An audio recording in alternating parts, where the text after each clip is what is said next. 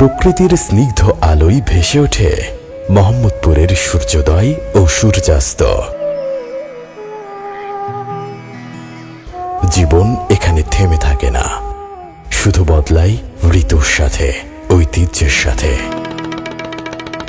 এই উপজেলাকে প্রকৃতি দিয়েছে তার আপন রূপের এক অপূর্ব গাথা।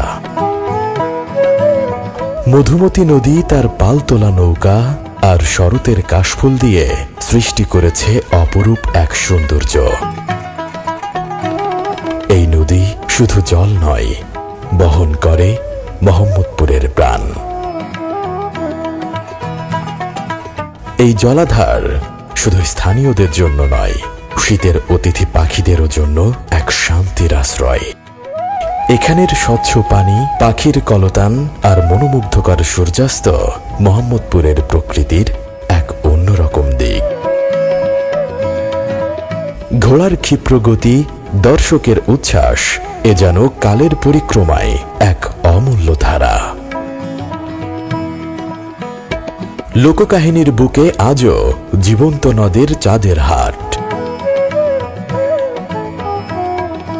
রাজা সীতারাম রায়ের স্মৃতি বিজড়িত প্রাচীন স্থাপত্য আজও মোহাম্মদপুরের অতীতকে মনে করিয়ে দেয়।